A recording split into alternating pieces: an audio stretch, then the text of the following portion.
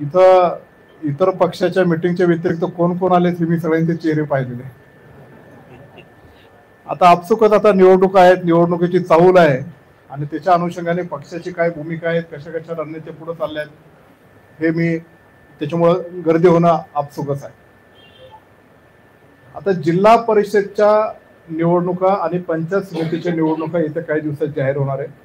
उद्या परवा नगरपालिकेच्या निवडणुका जाहीर होणार आहे. नगर परिषद जुन्नर मधल्या सर्व राष्ट्रवादी काँग्रेस पक्षाच्या कार्यकर्त्यांची संघटनेची मीटिंग जिल्हाध्यक्ष प्रदीपदादा गारटकरांनी घेतली. त्यांनी आवाहन केलं की जे जे इच्छुक असतील त्या इच्छुकांनी शहर अध्यक्ष पापासेठ खोत आणि माझ्याकडे इथं सुपूर्द करायला सांगितलं. मला सर्वांना आवर्जून सांगायचंय की जुन्नर शहरामधले 20 जागा आणि नगराध्यक्षाची जागा याच्याकरता इच्छुकांचे अर्ज आलेले सगळ्याचे सगळं कुठला पक्ष असतो तो फक्त राष्ट्रवादी काँग्रेस पक्ष. कारण हा विश्वास हा राष्ट्रवादी काँग्रेस पक्षाच्या प्रती आहे, दादांच्या प्रती आहे आणि आपण आजपर्यंत काम केलं त्याच्या प्रती आहे.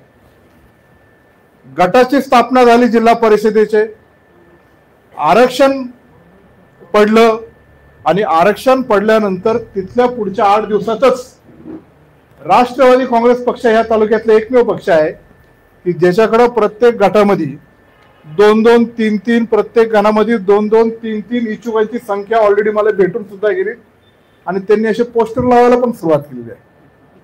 अशा बऱ्याच ठिकाणी एक तर म्हणले फिक्स उपसभापती असे पोस्टर आणि मग ठीक आहे, आता उमेदवाराचा तो अधिकार आहे. प्रदीप दादा, मला तुम्हाला इथं सांगायचं आहे, आपल्याला आघाडी करायची, युती करायची, काय करायचं, आपल्या पक्षातच एवढी इच्छुकांची संख्या आहे तर प्रत्येकाला न्याय कसा द्यायचा हा आपल्या समोर खरं तर पक्ष आहे. कोणाला उमेदवारी द्यायची आणि कोणाला बसवायचं हा प्रश्न आहे. सर्वच ताकदीचे आहे पण सामंजस्याने आपण भूमिका पुढे घेणार आहे.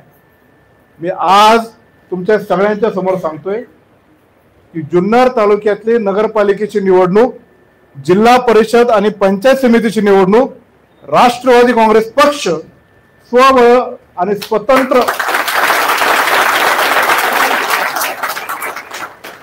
लढण्याची क्षमता आहे, तयारी आहे आणि त्या दृष्टीने वाटचाल सुद्धा करत आहे.